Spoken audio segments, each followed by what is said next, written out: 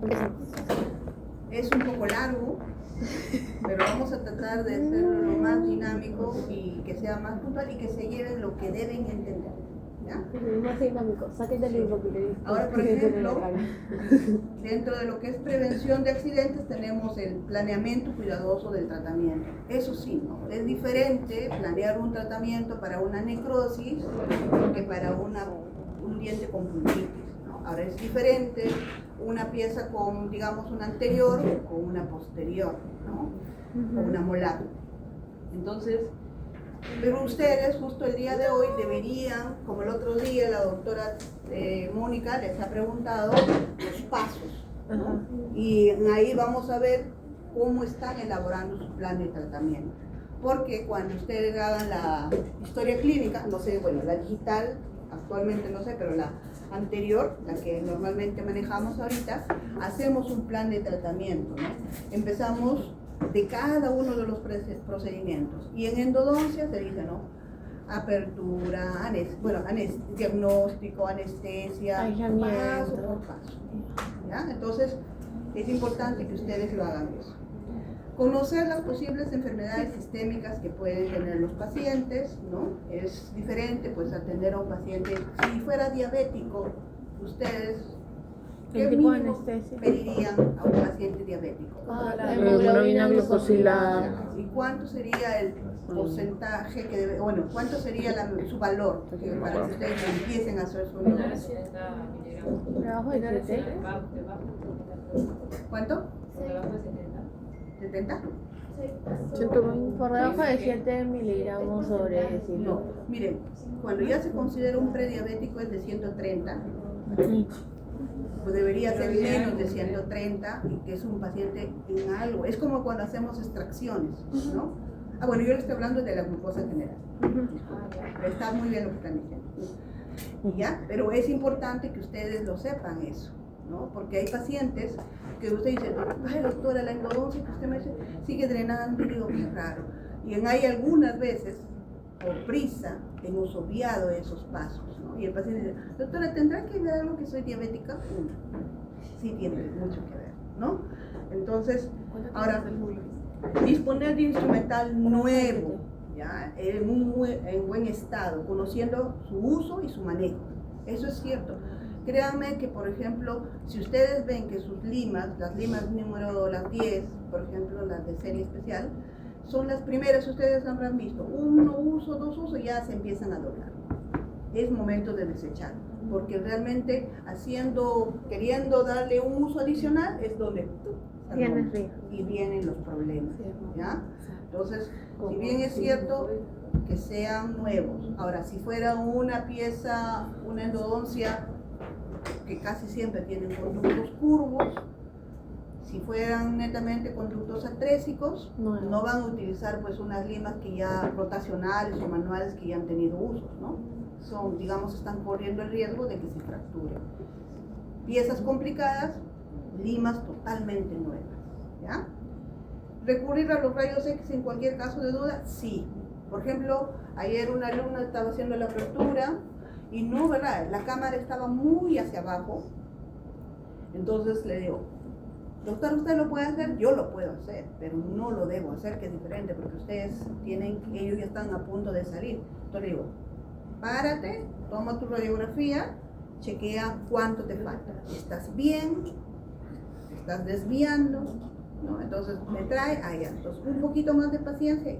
Siempre la radiografía es digamos, una buena herramienta, ¿no? Y ahora las digitales, con mayor razón. Ustedes en clínica ya van a usar netamente las de fósforo, que es un poco más rápida, ¿no? No hay que estar revelando ni nada. Emplear siempre el aislamiento de dique de goma y clamps. Eso sí es cierto. Eso fue ya anteriormente en la clínica, había una paciente que no quería ponerse el clamps, porque dice que le apretaba, etc. Eso se puso. Le dijimos, no, se extrae esa pieza o se la mandan a hacer en otro lado, pero acá no. ¿Por qué? Y realmente trabajar a una endodoncia con aislamiento relativo no es lo ideal, ¿no? hay mucho fracaso. Entonces, peor, en ese caso de la señora era una molar inferior, ¿no? Entonces, ante eso ustedes también tienen que tener su criterio ético, decir, no señor, yo no lo voy a hacer, ¿no? Conocer la toxicología de los fármacos usados, dosificación y empleo. Vamos a hablar también de anestésicos un poco, de medicación cuando hagamos accidentes como el hipoclorito, ¿ya? Bueno, clasificación de los accidentes, complicaciones y problemas de la terapéutica endodóntica. Acá han hecho los 8 más comunes, ¿ya? Un diagnóstico incorrecto en la técnica radiográfica y su interpretación, complicaciones durante la anestésica local. Esto sí ya lo logré bajar, ¿ya? Está en su campo. Accidentes y complicaciones con aislamiento con dique de goma, complicaciones durante el acceso cameral, ahorita vamos a desglosarlo uno por uno, problemas para localización y penetración de conductos delgados, calcificados, ahí es cuando netamente tenemos problemas. Cuando es un conducto, una cámara amplia, todo, no hay muchos problemas. Por ejemplo, ayer una alumna perforó, hizo furca, porque lamentablemente, ustedes ya le hemos dicho, ¿en dónde se debe hacer la apertura? En una molar. ¿Dónde debemos empezar y hacia dónde debemos guiar? ¿Superior o inferior? No, superior o inferior. Inferior. El inferior tienes la cruz y empiezas en mesial. Ya, puede ser amesial o parital, pero ella se fue de frente. A nivel del surco central. No, es que ahí vas a llegar, ahí no vas a sacar ningún conducto, vas a llegar a la cámara. Siempre analicen su radiografía, la del diagnóstico es importante, ¿ya? A veces tienen las cámaras bien amplias, ¿no? A veces son bien chatitas. Vean dónde están los cuernos. Casi siempre el cuerno mesial es un poco más alto, el cuerno distal es mucho más ancho, ¿no? Entonces, pero nunca en el centro. Pueden iniciar en el centro, pero se van haciendo la forma de conveniencia y se van haciendo mesial, distal, van formando la forma triangular hacia la base, hacia mesial, y el vértice distal así bonito, y van a ver cuando ubican el conducto ahí con mayor tranquilidad. Pero bueno, complicaciones durante la limpieza y conformación de los conductos, complicaciones durante la obturación y complicaciones detectadas después de la obturación. Esta es la subobturación, la subextensión. Son cosas que ya hemos visto, por eso es que esto es un complemento nada más. Por eso va a haber preguntas, pero que ustedes ya tienen conocimiento, ¿ya?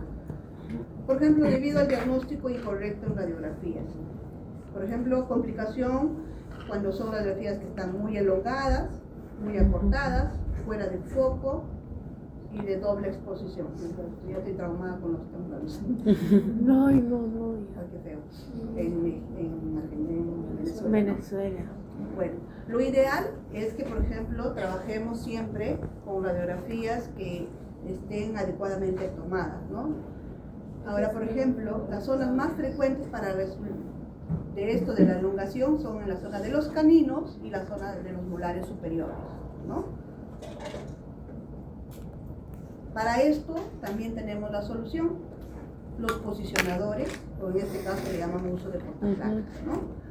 Porque es importante, por ejemplo, ahorita no le hemos dado mucho énfasis al uso de esto porque realmente trabajamos con piezas sueltas dentales, ¿no? En mano, pero en clínica ya van a poder traten de llevar sus posicionadores personales, ¿ya? Porque de esa manera ustedes van a poder trabajar con mayor seguridad. No van a tener problema de que están elongadas. Ahora, también en una molar,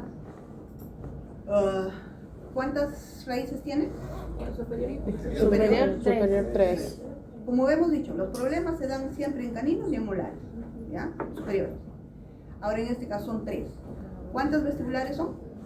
2. Y una palatina, ¿no? Ahora, ayer, por ejemplo, una alumna estaba tomando una ortorradial nada más y no salía la distal. Entonces, tiene que angular, ¿no? Para mesio radial, en este caso, cuando quiere ver la distal, y disto radial cuando quiere ver la distal, ¿ya? ¿Qué quiere decir? que en una endodoncia molar no podemos trabajar solo con una radiografía, con una sola toma, ¿no? Tenemos que hacer inclinaciones incluso. Incluso ahora para ver el MB2 también, ¿ya? Entonces, problemas del revelado, esto ya ustedes lo han vivido, ¿no? O está muy blanda o está muy oscura, ¿no? Ahora, la solución, las radiografías demasiado claras porque tuvieron poco tiempo de revelado. Y las que están muy oscuras, mucho tiempo en el revelador, ¿no? Como, bueno, acá dicen que pueden aclararse colocándolas un poco más de tiempo en el fijador, ¿no? De 10 a 20 minutos. Es importante que ustedes aprendan porque realmente en algunos centros todavía se utilizan las placas de este tipo, ¿no? Actualmente ya pues las RBGs ya están bajando de costos y creo que la gran mayoría también tiene, ¿no? Las de fósforo sí son netamente institucionales, ¿no? Por la demanda. Pero ya también, ahora por ejemplo, también las placas ustedes le dijimos que al toque le tomen, lo digitalicen tomándole foto, porque cambian de color, se amarillan o se ponen de color café, ¿no? ¿Por qué? No lo lavan adecuadamente, acá dice entre 15 a 20 minutos, ¿no? Después del fijador, incluso, pasa Juan. Ay, no me ve. Entonces es importante, incluso con la secadora. Ay, sí, yo te la sequé con la secadora. Casi la quemo. ¿Ya? Entonces, pero ya ustedes van a entrar a la clínica, ya ahí está, pero también es importante que sepan que si es que están ahí, así salen, tienen que volver a tomar, ¿ya?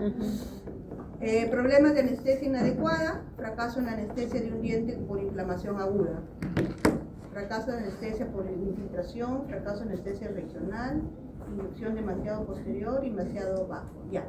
En este caso, por ejemplo, ¿ustedes ya han llevado netamente el área de anestesias? Sí. Ya. ¿Por qué creen que realmente no hace efecto cuando hay una pulpitis?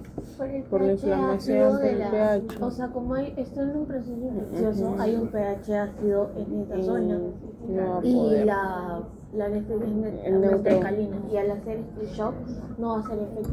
Lo que puedes hacer es como medicarlo antes, o si de repente necesitas intervenir ahí mismo, puedes darle ibuprofeno 1 hora antes, ya, como que para contrarrestar y ver si agarra. Claro, ¿no? ¿El ibuprofeno de cuánto sería? 600. De 600, ¿no? Es importante, ¿ya? Entonces, es lo mismo. Van a ver acá la información que ustedes tienen. Ahora, ¿qué? Ya, pero un tema es medicar. La otra, el paciente dice, no, doctora, me duele demasiado. ¿Qué haríamos en este caso? ¿Qué anestésicos utilizamos normalmente? La anestesia La lidocaína. No, La lidocaína. La lidocaína. Luego hay cardíaco, Mepibecaína. ya, y si aún así Articaína, que es más la tiempo. articaína es un anestésico que deberían usar, tenerlo, tráiganlo, porque acá no le van a dar articaína, ¿ya? Pero sí, en un proceso de una pulpitis, colocamos articaína, ¿ya? Ya ustedes saben, acá dice, ¿verdad? También algunos hacemos una apertura de emergencia cuando colocamos articaína, digamos, colocamos lidocaína. No hizo efecto, su articaína. Algunos hacemos incluso, colocamos tronculares, porque hay pacientes que tienen un dolor severo y hacemos aperturas de emergencia, ¿no? Hacemos la apertura y muchas veces colocamos ahí el famoso eugenol, en algodoncito exprimido, colocamos y no hacemos instrumentación ese día, ¿ya? Obvio. ¿Qué se le dice? Y se le manda su medicación y cuando regrese en otra cita, ahí recién empezamos, ¿ya? Pero sí hay pacientes que tenemos que hacer endodoncias de emergencia, ¿no? Porque se quejan de mucho dolor, ¿ya? Ahora, por ejemplo, ustedes ya han visto, bueno, no hemos hecho con ustedes, bueno, eso lo van a hacer netamente lo que es en clínica, lo que es anestesia intrapulpal, que es lo que realmente usamos mucho nosotros, porque estás abriendo la pieza normal y aún así el paciente ya te permitió hacer la apertura quieres ingresar al conducto y le duele. En ese caso, ustedes cojan una aguja de menor calibre y colocan dentro, justo donde ven que está ahí la entrada del conducto, se va a ver con un poquito de sangre, porque es una pulpitis. Colocan ahí, le refieren va a doler un ratito, va a pasar. Colocan y realmente nosotros, que es las anestesias intrapulpares, sí la usamos de manera pues, bastante abundante, ¿ya? Bueno, lo mismo. Falta de estructura dentaria para colocar la grapa correctamente. Como vemos aquí, por ejemplo, esta pieza no tiene nada, ¿no? ¿Qué harían en este caso ustedes? Puedes hacer recuperación de espacio biológico o alzar paredes. Radiografía. Eso sí es cierto. La radiografía es, imagínate que es un remanente pulpar y que ya no tiene, que es muy corta, tiene una raíz pequeña, tiene una lesión muy amplia, ¿no? En este caso, como dice Will, es importante el diagnóstico, ¿no? Con su radiografía. Lo bueno que en la clínica todo paciente pasa con su panorámica y con sus seriadas, todititas, ¿ya? Entonces, pero si la pieza tiene buena raíz, ¿no? Tiene buen soporte óseo, entonces mandamos netamente para lo que hagan unas cirugías de recuperación de espacio biológico, que es lo que hacen. En la clínica ustedes hacen todo el tiempo, ¿ya? Se puede confeccionar coronas provisionales, se puede usar lo que son los clamps infragingivales, ¿no? Intergingivales. Los cilindros de cobre ya no se usan mucho, pero... Y bueno, algunos incluso dicen tracción ortodóntica, ¿no? Bueno, si fuera una pieza muy importante. Y si hubieran también, es una opción. Acá, por ejemplo, una vez que hacen la cirugía, ya van a poder aislar, y siempre cuando coloquen el dique de goma, siempre utilicen, como se llama, algunas veces utilizamos el policarboxilato, mucho más fluidito, o también colocamos el top down, para blanqueamientos como el de barrera gingival nos sirve para que de todas maneras, como si realmente no tiene un buen soporte, no hay cuando corona, terminas de sellar para que no entre un fluido, sellamos, ¿ya? Pero en la clínica solo dan policarboxilato, pero siempre es bueno que tengan ustedes su top down. Lamentablemente en laboratorio no se puede hacer esas cosas, pero es importante que lo sepan. ¿Estamos en clínica? Nosotros estamos en clínica, yo soy en clínica 5.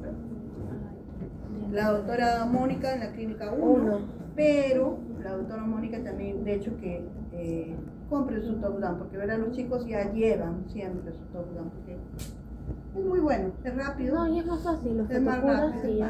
Ayuda con los clamps también, ¿no? Claro, acá como dice, los clamps intergingivales, ¿no? Esos son unos clamps que son, digamos, tienen una inclinación diferente, ¿no? Y que hacen, es muy bueno. Y si tienen sin aletas, mejor, ¿no? Es más práctico. Había netamente un tema de nosotros de todo lo que es aislamiento, pero lo han obviado por el tema de que pues han descontado clases, ¿no? Ya. Entonces ya ustedes saben, ¿no? Que cuando hagamos eso, siempre su recuperación de espacio biológico es lo que sí o sí. Periodontalmente los chicos en clínica hacen todo el tiempo eso. ¿Cómo les va en periodoncia? Vivos. Tienen que aprender, porque como les digo, ayer han hecho cuñas, recuperación de espacios biológicos, han hecho... ¿Qué es una cuña, doctora? Cuando, por ejemplo, una molar está erupcionando y está inflamado la zona distal, por ejemplo, la segunda, tercera molar, me tiran esa como una... y termina sacando una cuña. Y termina sacando ese pedazo de piel, toda esa como parte de encía, que es como una cuña. Y se reubica en el encía. Ya, acabamos de aprender que es cuña. Tipo una recuperación de espacio, pero ahí en este caso la estructura está intacta. Claro. No es intacto, sino que quieren bajar, está en pleno proceso eruptivo.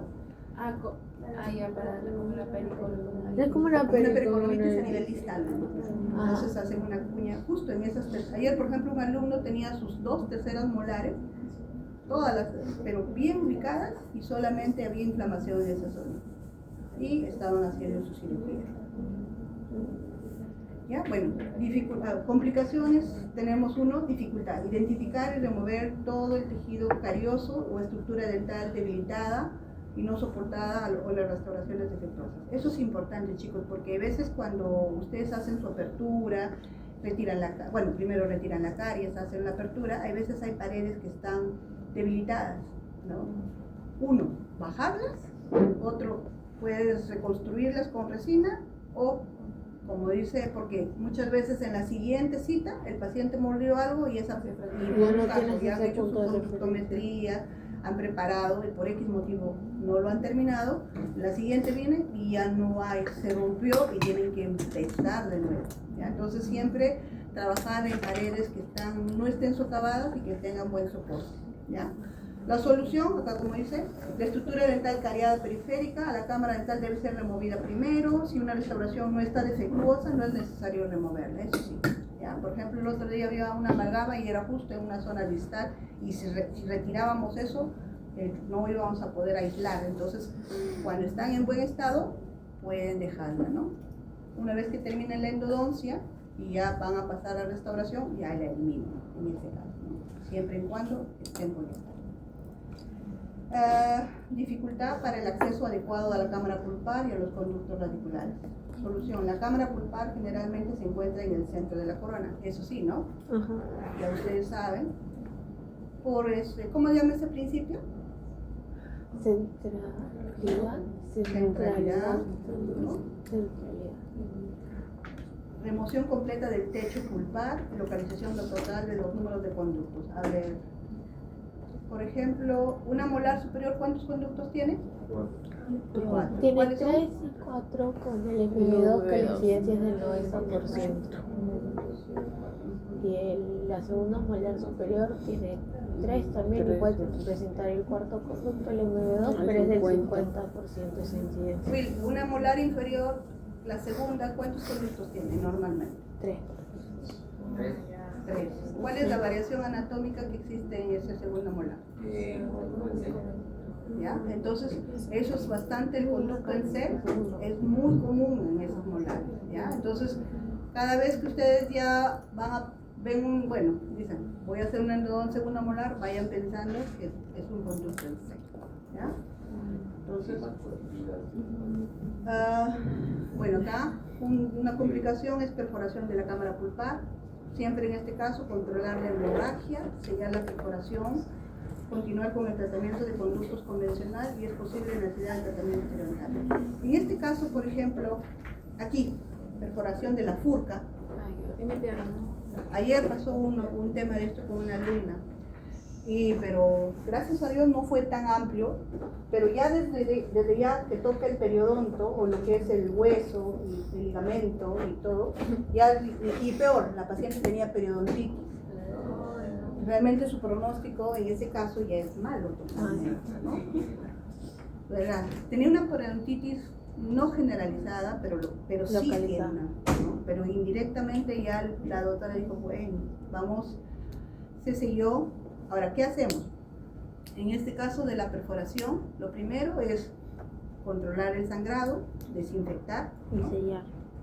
Bueno, en este caso, ¿cuál sería el desinfectante? Una perforación de furca.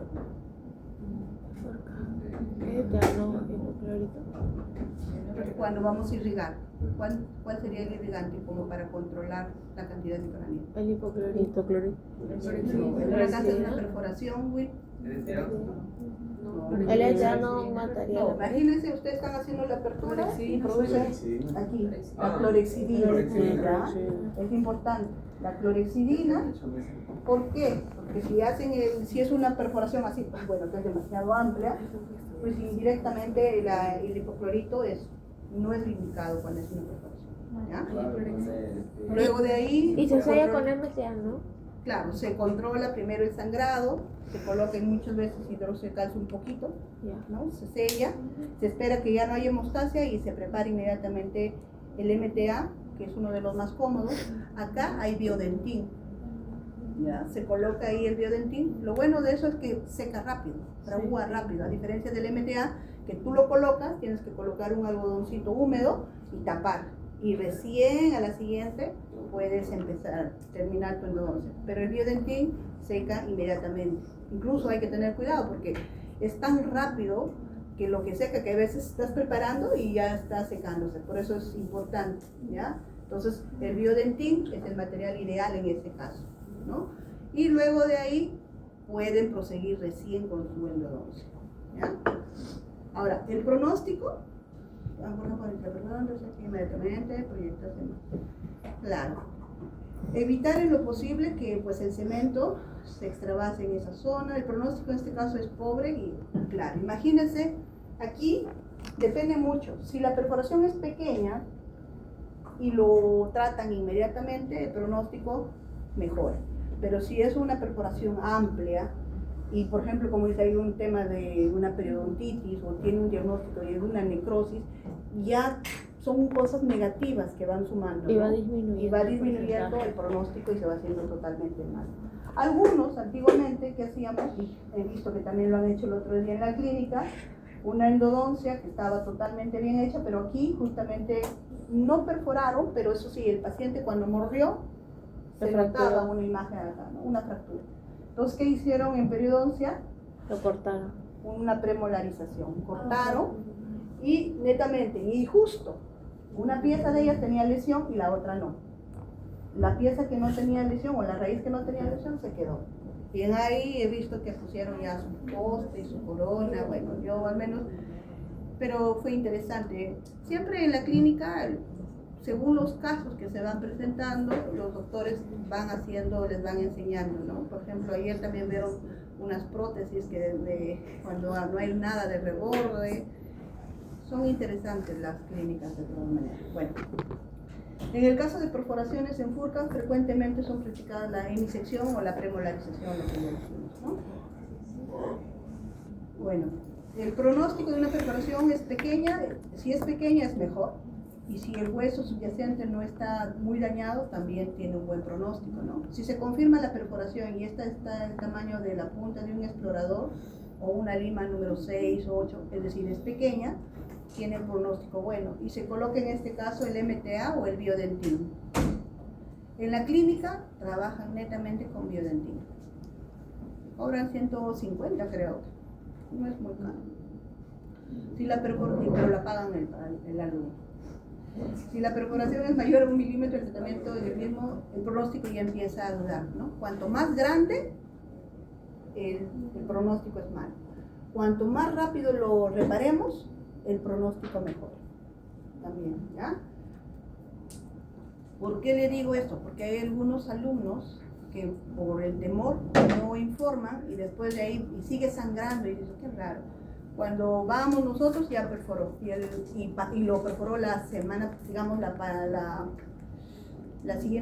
cita anterior. Entonces imagínate en este caso, siempre ustedes no tengan miedo, no significa que vayan a perforar por perforar, ¿no? Pero si perforan, inmediatamente llaman a nosotros que estamos ahí y nosotros les enseñamos. A lo que les he dicho de manera práctica, yo les decimos, vamos a hacerlo de esta manera y el alumno también aprende de esta manera, ¿no?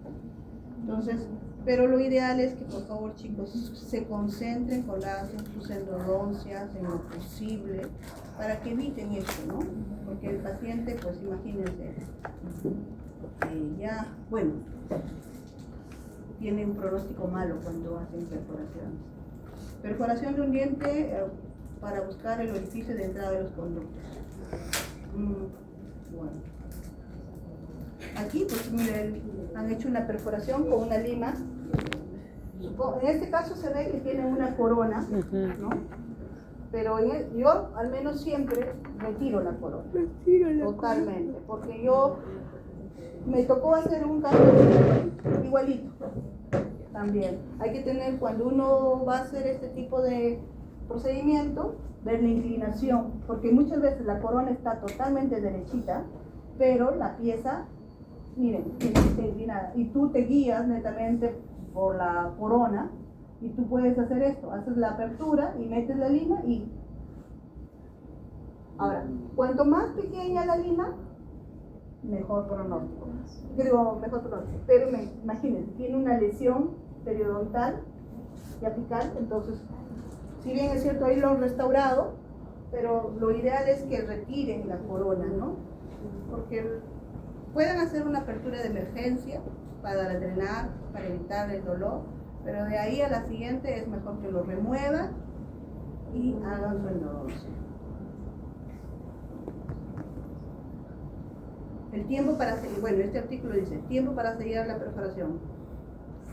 Cuanto más demoren será bueno o malo. Malo. El sellado de perforación tiene un alto éxito si es a corto o mediano plazo. Lugar de la perforación. ¿Cómo? Claro, hay filtración bacteriana, ¿no? Más que todo. Y realmente yo, al menos, son pocas veces realmente que he perforado, pero siempre en el laboratorio, en mi consultorio tengo el MTA, porque no tengo amalgamadora. Pero como no hago mucho, bueno, no hago perforaciones, no tengo. Pero eso sí, en la clínica yo donde trabajaba, siempre había el MTA y el biodentín. ¿En tu clínica donde trabajas, Will? ¿Ah? El New Putty es otro, es incluso mejor, porque ya es una jeringa, tú colocas mejor. El MTA es muy difícil de manejar. No, el MTA es difícil, es muy complicado. El biodentín es una muy buena opción, pero el New Putty es mucho mejor, porque es como una resina fluida. Es lo mismo, tú agarras, controlas la hemostasia y solamente colocas. Pero también el costo. Pero también yo pienso que a la larga es mucho más conveniente el New Putty, porque está a 360, pero te da como para varias. Obvio. Porque las perforaciones, gracias a Dios, son pequeñas, ¿no? En lugar de la perforación, ¿dónde tendría mejor pronóstico una perforación? ¿A nivel cervical o a nivel apical? ¿Qué creen? Cervical. Claro. Pero si es en posterior. Claro, digamos, si también depende, digamos, si es Depende de la cervical, pieza. si han lesionado, por ejemplo, mucho hueso, si hay enfermedad, a veces el pronóstico es malo. Lo bueno que es fácil, porque digamos pueden hacer una recuperación de espacio biológico y pueden sellar perfectamente, ¿no? Pero refieren la teoría que es más fácil a nivel apical, tiene mejor pronóstico, ¿no? Que a nivel cervical. Restauración después de la perforación, eso sí, una pieza que ha sido perforada, una vez que se ha puesto el MTA o el biodentín o el New Putty, inmediatamente es una pieza que tiene que tratar de restaurar porque es más rápido, ¿ya? Y hacer controles radiográficos. No sé qué día preguntaron en el digamos, ¿qué tiempo tendrían que ustedes, cada qué tiempo tendrían que hacer un control en este caso? 6 meses. 6 meses. Un alumno de clínica dijo a la semana. Radiográfico no va a haber ningún cambio. En cambio, 6 meses es lo ideal, ¿ya?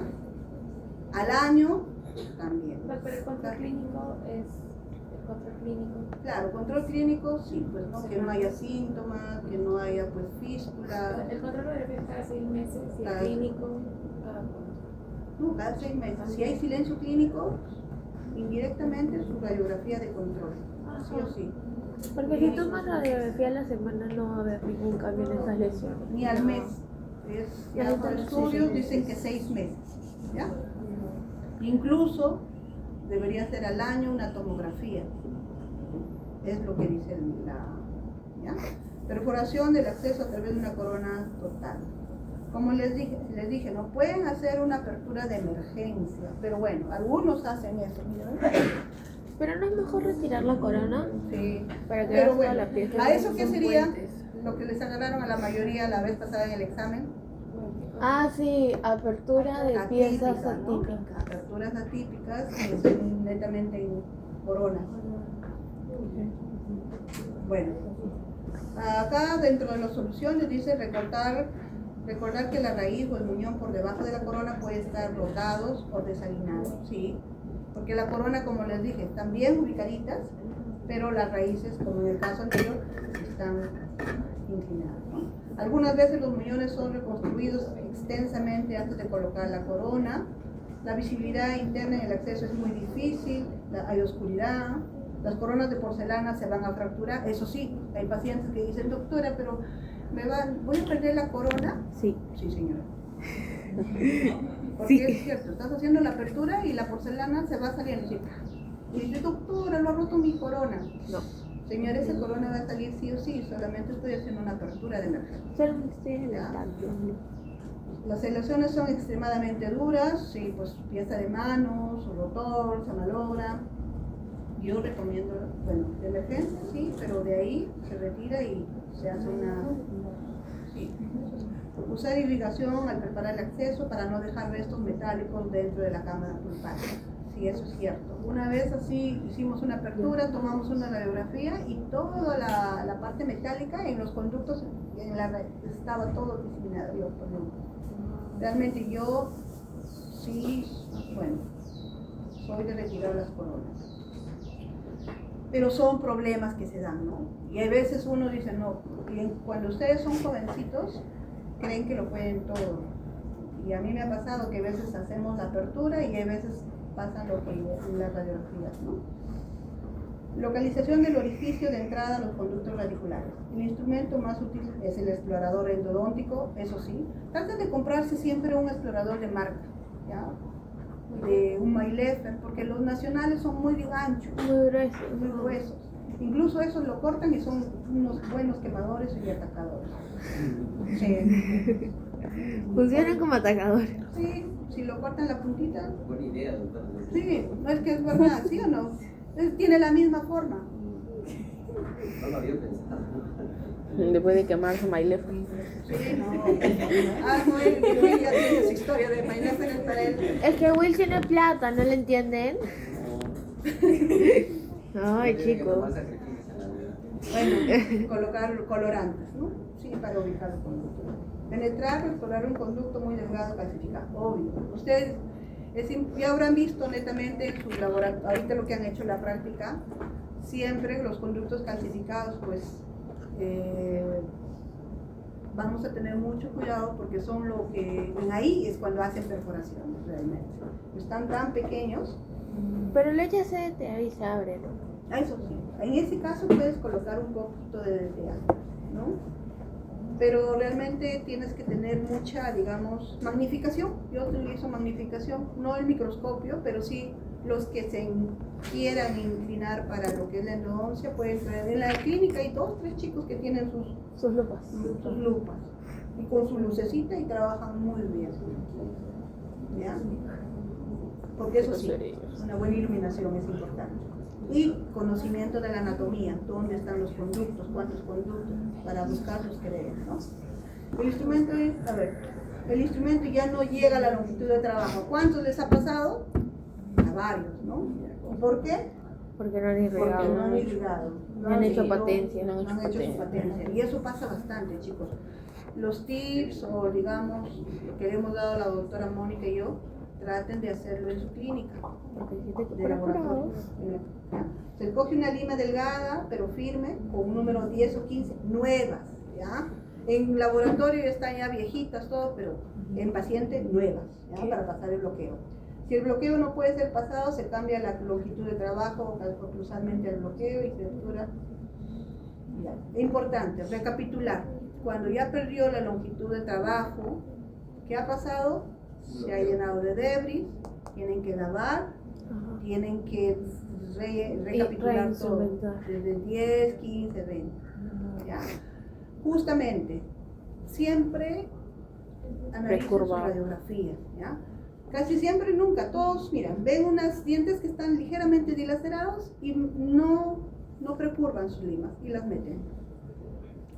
Es lo bueno de tener el sistema rotacional. En la clínica los chicos basta que ven una pieza así ligeramente dilacerada, inmediatamente hacen apertura, utilizan su lima 10-15 nada más, y en eso ya, lima nueva y empiezan con su sistema rotacional. Si no les gusta precurvar, porque fácilmente también lo pueden hacer manual, pero también hay la opción de rotacional, ¿ya? Ahora, hay un chico, por ejemplo, que también me parece algo lógico. Me dice, doctora, yo solamente para que me dure mi lima, me dice él, ¿no? Porque, bueno, en clínica, él trabaja las raíces mesiales Las que son curvas y dilaceradas solamente con su rotacional. Y las otras que son más rectas, manual.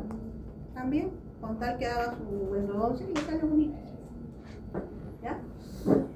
Acá la causa de escalones, inserción de instrumentos rectos. No precurvarlos con excesiva presión lateral. Eso sí. ¿Ya? Entonces, a muchos de ustedes les ha pasado y la doctora Mónica no va a estar en todo momento. Ustedes también ya. Ay, denmela siempre, por favor. Ya. Prevención, precurvar los últimos 3 o 4 milímetros de lima. Tienen que precurvar en base de cómo es su conducto, ¿no? Si es muy dilacerado o no. No forzar la lima apicalmente. ¿Qué tipo de movimiento se haría en ese caso? ¿Rotación? No, cuando es con curva no puedes girar, es entras y sales. Limado, entrar y salir ligeramente, ¿ya? Una vez colocada la lima a la longitud de trabajo, usarla con movimientos cortos de limado, 1 a 3 milímetros de amplitud de entrada y salida. Utilizar las limas secuencialmente, por favor, siempre, ¿ya? Usar copiosa irrigación con hipoclorito de sodio u otros lubricantes, no EDTA. La EDTA solamente es en la etapa Al final, ¿ya? aquí va a ser irrigantes. Antiguamente usaban, pero por estudios producen mucha corrosión de las paredes, no es lo ideal, ¿ya? Incluso hay problemas cuando colocan los postes, tampoco, ¿ya? Solución es la misma que la de bloqueo por barro dentinario, ¿no? Recapitular, limpiar. Fractura de instrumentos dentro del conducto radicular. Cuando ustedes vean que estos instrumentos, por ejemplo, no sé si se nota, las estrías, cuando están bonitas, así como estas, parejitas, sería bueno. Pero si ya se empiezan a estirar, o ya se empiezan a doblar, en este caso, ya deberían desecharlo, ¿ya? He visto, bueno, en clínica, yo les he dicho a varios, cambia, y en la clínica sí o sí, ¿ya? Vemos eso, el paciente, no dejamos tocar al paciente. Eso sí, para los alumnos voy a mostrarles unas fotos que he tomado, todo perfectamente esterilizadito, porque los tienen que presentar, ¿ya? Su cuaderno de esterilización, porque algunos son bien vivos y no lo esterilizan. Entonces para eso tenemos que estar chequeando nosotros todo, ¿ya? Por ejemplo, en este caso, la causa más común es el uso inadecuado, ¿no? Si uno ve que ya se ha estirado y lo quieren seguir usando. El retiro de instrumentos fracturados es muy complejo y a veces imposible, eso sí es cierto. Se tiene que intentar sobrepasar el instrumento con instrumentos especiales. Por ejemplo, es importante ver cuánto de la lima se ha roto. Si es más pequeña, más fácil de sobrepasar. Pero si se ha roto una gran cantidad, imposible, ¿no? Ahora, también hay que ver si es una lima manual o si es una lima rotacional. ¿En qué momento se rompió? Por ejemplo, me ha pasado a mí... José dijo que le pasó y la dejó adentro. O sea, la limpió o la selló. Claro. Por ejemplo, es importante ver en qué momento de la preparación, si te rompió antes o al final. Porque a mí, por ejemplo, se me ha roto al final.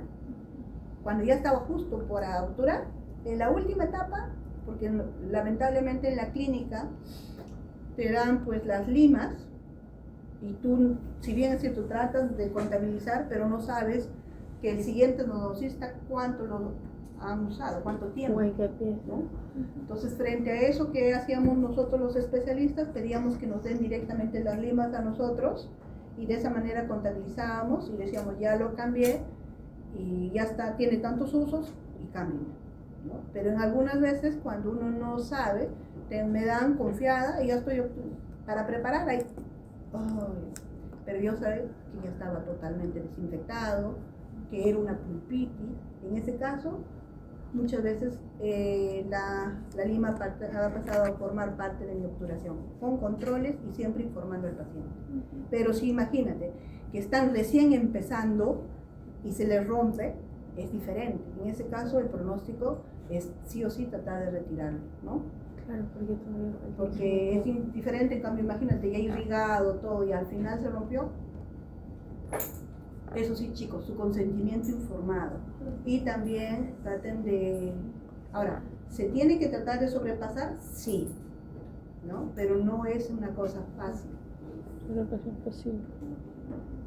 Por ejemplo, nosotros con la doctora siempre tienen que utilizar una lima 10 o 15, la 10 nueva, buscar netamente el ingreso y buscar un espacio entre la lima y el conducto. Y una vez que ingresen, encuentren que entra, tomar una radiografía, y cuando toman la radiografía ven que está, seguir ahí. Porque incluso, y con buena irrigación, y yo utilizo ultrasonido, y a veces sale. Si no, se manda, digamos, a los que tienen magnificadores, ¿no? Ya microscopios. Pero no necesariamente salen, ¿ah? Porque algunos, dependiendo, hay veces, pero ese es un mal uso, realmente. Si ustedes hacen la permeabilización con sus limas manuales y recién meten y lo hacen lentamente y llevan, digamos, la contabilidad de cuántos conductos están trabajando y son conscientes de eliminarlos, porque tampoco no están tan caros ahora, ¿no? A veces le damos 2, 3 usos, no pasa, ¿no? Pero eso sí, traten de ver eso, porque si no, a veces siempre haber hecho una molar, la molar tiene 4 raíces, ya menos 4. Para hacer una cirugía no utilizan una molar, ya pueden utilizarle una premolar, ¿no? Que no tenga tantos conductos atréticos. Hay que ser un poco lógico para ver cuántos usos. Doctora, ¿cuántos usos tiene normal? Casi para 2 piezas, una molar y una premolar. Yo le doy ese uso. Algunos son más osados, le dan para un anterior, etc. Pero bueno. ¿Cuánto está el retiro de ¿cómo se llama? De instrumentos fracturados? No bajan de los 700, 900, pero no te garantiza que vayan a sacarlo. ¿Ya? Ahora, bueno, pero siempre cuando hay eso, tratar de manejar lo que ya lo maneja el especialista, ¿no? Porque a veces por quererlo ustedes manejar, a veces como alumnos, indirectamente se vuelve a otro. Ha pasado en la clínica que a una alumna ha querido y se ha vuelto a romper otro instrumento más, 2 instrumentos. Sí, ya. Se pasó. Lo bueno que ahorita tenemos ¿Microscopio? clínica, que creo Aramburu, que ahí se mandan los casos más complicados. ¿El microscopio entra? Sí, ¿En Aramburu hay microscopio? hay microscopio. Todo lo que es especialidad Yo tiene vivo a una microscopio. cuadrita de eso. Ah, A unas cuadritas nomás de cuadrita. ¿Sí, güey? Güey, se hay que venir Ese un es tu tiempo. está bien. Pero ese es posgrado, ¿no? Posgrado nada más. Por eso los chicos de acá mandan allá. Pero lo ideal es que eviten, ¿no? Sobre instrumentación, más allá del foramen apical. Eso ya, consecuencias, pérdida de construcción natural, el CDC, abriendo el foramen, ¿no? Ya han visto ustedes. Cuando es un conducto curvo, ya ustedes saben que tienen que ser constantemente radiografías, ¿no? Porque muchas veces varía, ¿no? Aumentos de la posibilidad de sobreobturación, dolor y aumentos del tiempo de cicatrización. Empieza a sangrar, el paciente se queja de dolor y mientras haya dolor no se puede curar. ¿Ya? Diagnóstico, hemorragia apical evidente como signos molestos del paciente. Solución, determinar una nueva longitud de trabajo dentro del conducto de 0,5 a 1 o 2 milímetros, como recomiendan algunos autores. Eso sí. ¿Ya? ¿Qué sería el stop apical? Es la construcción que formas mediante la instrumentación que tú haces para evitar, o sea, sobrepasarte, evitar llegar al foramen apical. Claro, ¿ya? Pueden preguntarle eso. ¿Ya? Chicos, es importante que ustedes, si bien es cierto, la lima rotacional es circular, digamos, y por más que tú hagas movimientos, digamos, miren, eso me ha pasado ahí en la clínica, que esto es una premolar, Y es un conducto conducto elongado. único. ¿Quién tiene conducto único? ¿Cuál de las premolares superiores?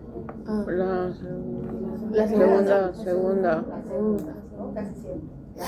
Entonces, ¿qué hacen? Meten la rotacional, está bien bonita, pero ¿y esto? Porque este conducto es ovalado. Es más largo. ¿Ya? Entonces, si bien es cierto, aquí pueden hacerlo también, digamos, con la lima, hacer ya lo que es alisado, tanto para ver, pero también pueden ser manualmente, ¿ya? Porque esto está trabajando a nivel apical, que es lo más difícil. Entonces aquí Ya pueden hacer con la irrigación o también con las limas manuales que siempre se van a vestibular y a palatino, en las zonas de no riesgo. ¿Ya? Así bastantes, justo, doctora, voy a obturar. Bien bonito, y está redondito y alargado. Y esta parte, metes la lima, un montón de dedos. Falta trabajar el conducto. No se, y el paciente ahí, imagínese si le terminan bien bonita su endodoncia, pero hay un montón de microorganismos, va a fracasar esa endodoncia. Sí. Premolares tienen un alto índice de fracaso porque creen que son fáciles y no los preparan adecuadamente. ¿Ya? Diferentes concentraciones. Acá lo que pasa, si ustedes tienen cuidado, no les va a pasar esto. Y créanme que a nadie le debería pasar, porque es penoso y traumático para el paciente y para uno mismo. A mí me ha pasado, gracias a alguna vez, pero también por confiada, ¿no? Ya les contaré después. Mire la doctora, por favor. Quien no le haya pasado esto, no es endodoncista, porque siempre, a algunos nos ha pasado, algunos ya con el temor tenemos mucho más cuidado. Diferentes concentraciones. Por ejemplo, haría más daño una de 5,25 que una diluida de 2,5, ¿sí o no? Claro. La extrusión hacia los tejidos periodontales a través del foramen apical y de perforaciones indicadas. Bueno, antiguamente se colocaban, por ejemplo, en esos cálculos, acá se ve, en los anestésicos, Ya. se lo colocaban los irrigantes, aquí. Porque eran más fáciles, digamos, para poder hacer la irrigación. Ahí le colocaban, ¿no? Y algunas veces decían que había accidentes por eso, es lo que quieren decir acá, ¿no? Pero actualmente no se hace eso. Pero miren, realmente el paciente viene así, todo como hay dolor, hay edema, hay fiebre, el paciente se asusta, uno mismo también se asusta, hay necrosis de los tejidos, es horrible. Yo también me asusto. ¿Ve? Aquí está toda una úlcera. Y realmente, y hay pacientes que son denuncian. Para eso sus consentimientos informados. Y también tener cuidado, cuando son molares superiores, tener mucho cuidado. ¿Ya? Las premolares también, pero más aún las molares. ¿Qué va a haber? El paciente va a decir un gusto a cloro, sensación de quemazón, dolor severo, edema, y es instantáneo, o sea, empieza a hinchar, hemorragia, sangrado, hematoma se pone verde en el toque, necrosis, bueno, eso sí ya se ve después de un par de días, las úlceras, parestesia, no hay sensibilidad, alteraciones oculares, cicatrices, trismos. El paciente cuando es una molar inferior no puede abrir la boca. Pero, por eso, ¿qué se tiene que hacer para evitar? Miren, ¿se soluciona? Sí, pero ¿cuántos días pasa? A las 24 horas, 15. a las 72 horas, 15 días. Y créanme que a mí cuando me ha pasado ese día no podía ni dormir. El paciente, porque eso sí tienen que darle su número telefónico y pedirle el número telefónico. Y tienen que estar informados de cómo le va. Yo estaba, pero ya, gracias a Dios, como digo, yo soy especialista, ¿no? Y que yo tenía mi sustento porque era una pieza, era un canino y no tenía ningún diente, era edéntulo parcial y estaba justo preparando. Era un remanente radicular. Y yo en mi último, digamos, cuando hice la patencia, ahí fue cuando pasó. Imagínense, sabía que estaba limpio el conducto, no he infiltrado mucho porque estaba en la patencia, pero pasó y el paciente se desesperó, ¿no? En este caso, la familia estaba que me llamaba todo el momento, pero yo, bueno, de todas maneras se logró solucionar. Logré a la siguiente, cuando ya pasó todo el proceso, que también demoró casi como 15 días, le puse ya la endodoncia, terminé la endodoncia, le hicieron su post, su corona normal, ¿no? Y yo hice un seguimiento de ese paciente casi por un año, ¿no? Y hasta ahora lo tengo en mis contactos, el señor ahí. La doctora asustada por sí. Sí. Lo más importante, como dice acá, eviten el pánico, explíquenle al paciente, señores, por si acaso ha pasado un accidente, usted guarde la calma, que ahorita lo soluciono. Suspender el tratamiento de conductos no pueden terminar la endodoncia, obvio, ¿no? Tranquilizar y explicarle al paciente, como ya les dije, control inmediato del dolor, se coloca un poco más de anestesia. Inmediatamente colocas un poco más de anestesia y succión, ¿ya? Inmediatamente pasas esto, incluso antes de la anestesia puedes, si es que el paciente lo deja, con la misma jeringa que has irrigado, jala. A mí también, ¿qué me pasó? Que las técnicas me colocaron una jeringa de 20 Mucha presión. Demasiada. Por más que yo estaba con mi dedito, mi índice, todo, me pasó. Entonces, ya saben. Entonces, a lo que voy era de... Doctora, ¿y en esos casos irriga también intracanal con suero o ya no? Suero, sí, por eso. Primero aspiras Ya. todo lo que puedas y luego ya Full suero. suero, Ahí sí con 20. profusamente. Claro. ¿Ya? Ahora es importante que vas a ver, vas lavando y el paciente va calmándose. Claro. ¿Ya? Una vez que calma, inmediatamente, por ejemplo, si sigue sangrando, déjale que sangre, porque de esa es una manera que también Está botando está botando todo el todo el clorito. hipoclorito. ¿Ya? Después de ahí, puedes tapar.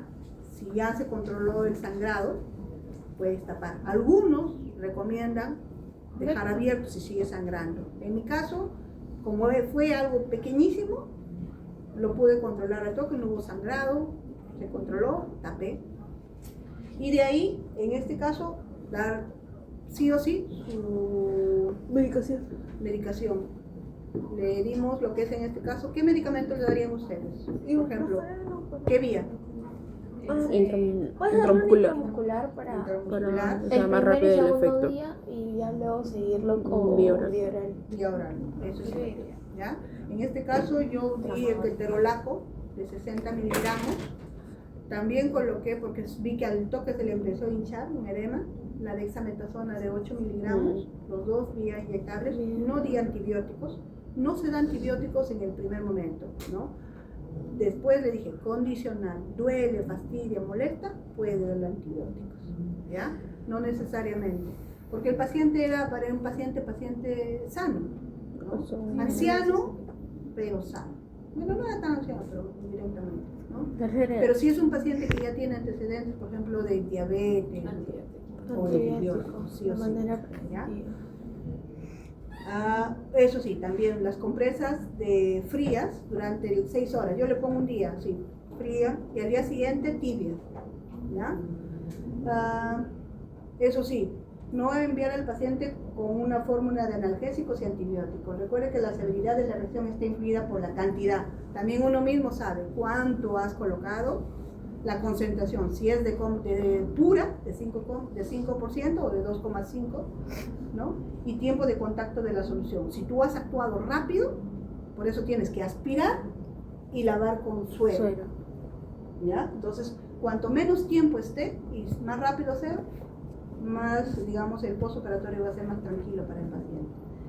En este caso dice llevar al paciente a un servicio de urgencia, solicitar la interconsulta con un especialista endodoncista, cirujano oral o cirujano maxilofacial. Yo le recomendaría endodoncista, ¿ya? Porque los cirujanos maxilofaciales son los enemigos de los odontólogos. Dicen, no, denuncio. No sé, ya, yo he visto varios casos de colegas que son pacientes, piensan que ellos nunca han cometido un error, porque eso es un error y un accidente prácticamente.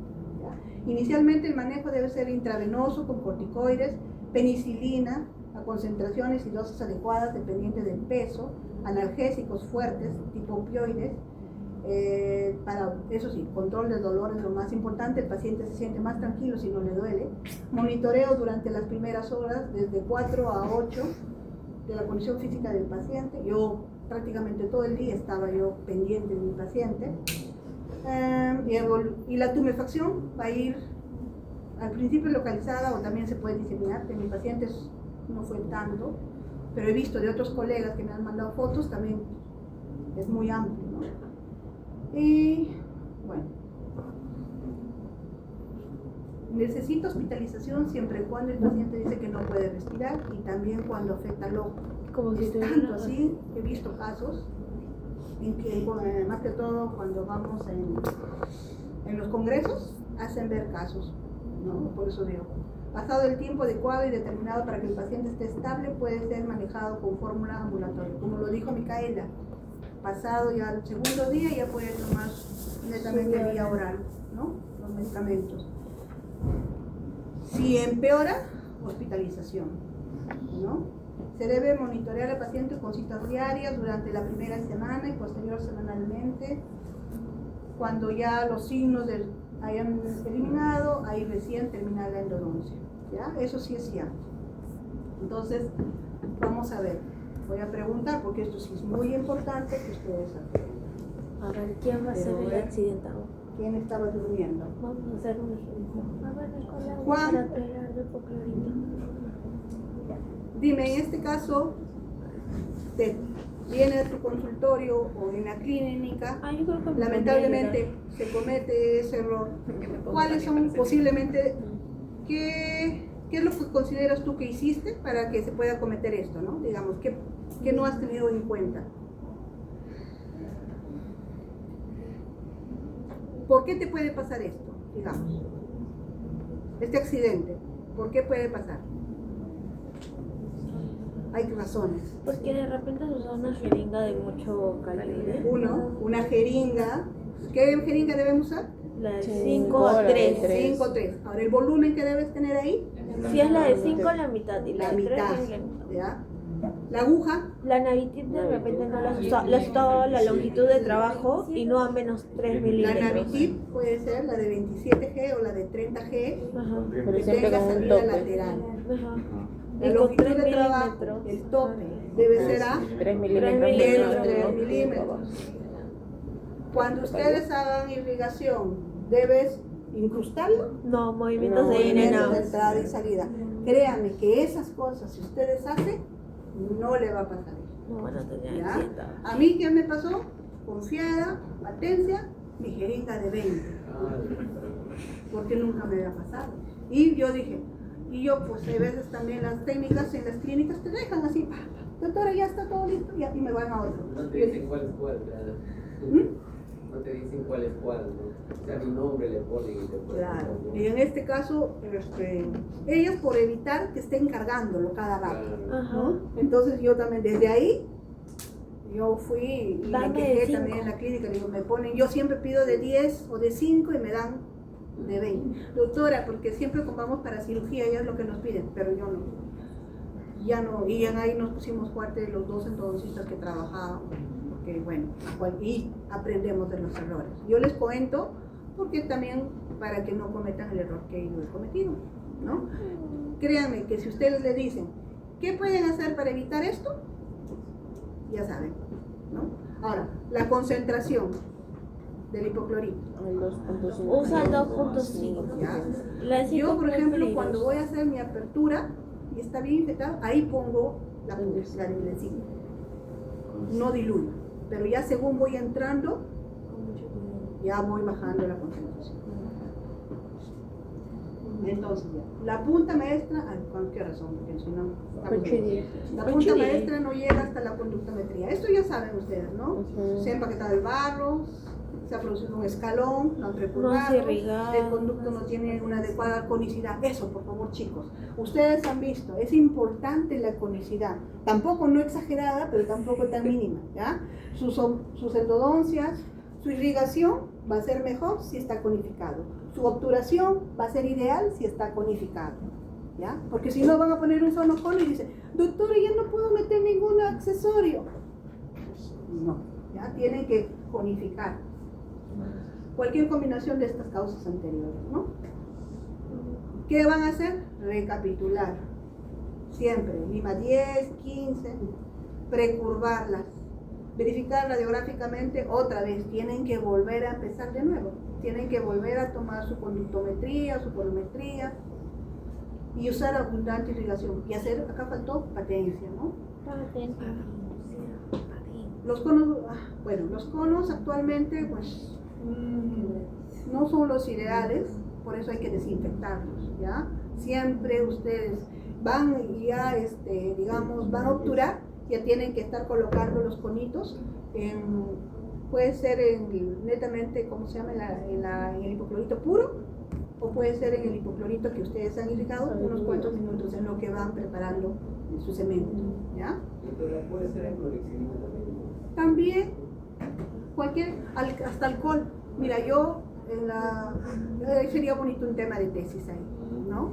Por ejemplo, ¿quién ¿no? desinfecta más? Por ejemplo, mi amigo en la universidad hizo los conos, cuales él agarró y los cultivó así.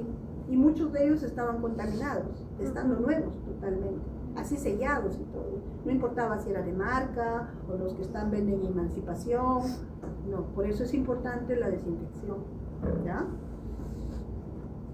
Sobre extensión y sobre obturación. Esto de ustedes ya saben, a ver, voy a preguntar, porque eso ya lo tomamos. Y si no, Sobre extensión y que se empató cemento. Solimar, ¿qué diferencia hay en sobreextensión y sobre obturación? Sí, sí, que no llega. Cuando hay una Mal computación y no llegamos al objeto de trabajo. es cuando no hay una buena adaptación.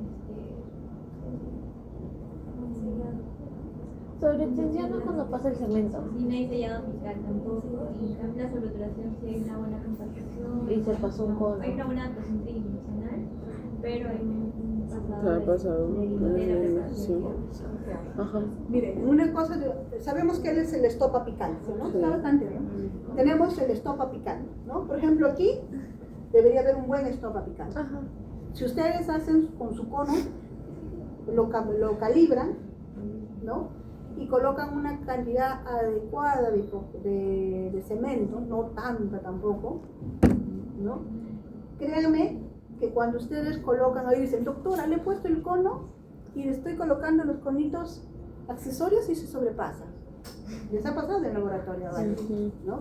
En ese caso, si uno, como ustedes lo están viendo ahí, en mano, pero eso pasa en pacientes, ¿no? Y si tiene una lesión apical, con mayor razón, sigue entrando. Para eso es importante el penacho, De hecho. ¿no? Entonces, ¿qué quiere decir? Que si es que se está sobrepasando, tienen que volver a recapitular, no capitular, Saco no todo. Calibrar bien ese calibrar cono. uno el cono, o si no también hacer un nuevo stop apical. Si han quedado en 40, van a hacer un 45, ¿ya? Y nuevamente un cono, porque no debería.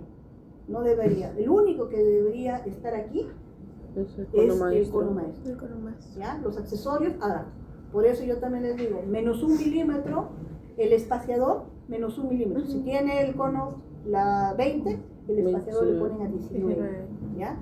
Y sus conos accesorios también, yo los 4 primeritos le pongo su medida, menos 1, y me consigo, ¿ya? Entonces, aquí, sobre obturación es cuando de alguna manera hubo una buena obturación, Buena pero se pasó, compactación. pero está bien sellado.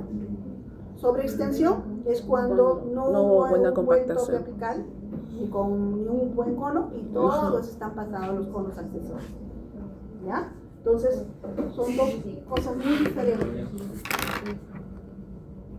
A ver, ¿qué dice acá? Ahí no, todos a ver, retroceder. Pero extensión, mal compactación, Causas, sensibilidad instrumentación apical. excesiva más allá de la constricción apical. Obvio que también si es que no han respetado su longitud, de hecho que se va a sobrepasar. Defectos de resorción apical no detectados. Claro, cuando hay una lesión apical, hay una cavidad ahí, también no va a haber un espacio, ¿no? Defectos importantes durante la instrumentación, como rayaduras, perforaciones. Salud.